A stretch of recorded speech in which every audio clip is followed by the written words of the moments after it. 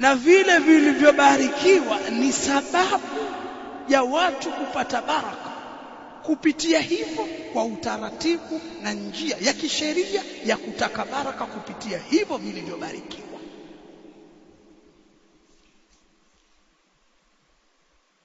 Mti wa mzaituni umebarikiwa, au sio? Nenda katika surati Nur umetajwa.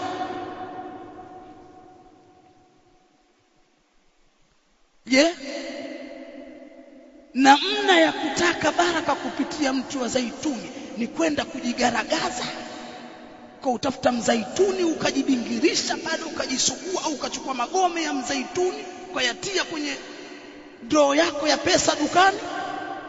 Nini bwana, mtu una baraka. Sababu hata hawa makhurafi hawa ni watu wana game fulani ya kuwachezea watu akili. Mtume sallam anasema inna minash-shajar lama barakatuhu kabarakatil muslim. Kuna katika miti ambayo baraka yake ni kama baraka ya Muislamu. Kwa wanakubaliana ulama wote wa Muislamu ana baraka, kila Muislamu ana baraka.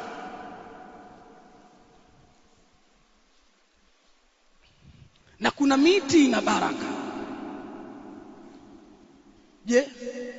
Kutaka baraka kupitia hiyo miti ni kuchukua gome au kula majani ya mzaituni ukatafuna nini, natafuta baraka kwenye mzaituni.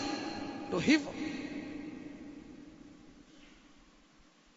Kwa lazima tuione sheria na mafunzo yakoje katika kutaka baraka kupitia hiyo dhati au amali.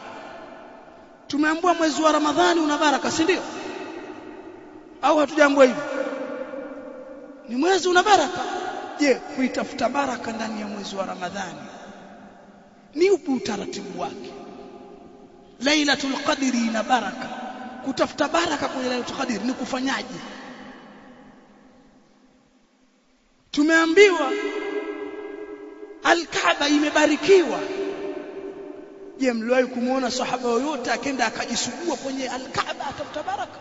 Au akachukua nyundo au jiwe akatoa dongo pale kwenye Al-Kaaba tapa akalitia kwenye mfuko wa kanzu?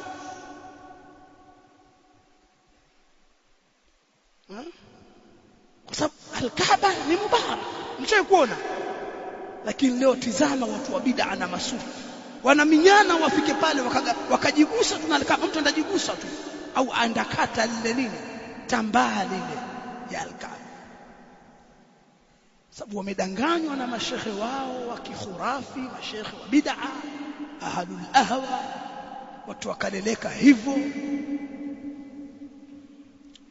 Kwa baraka yatoka kwa Allah subhanahu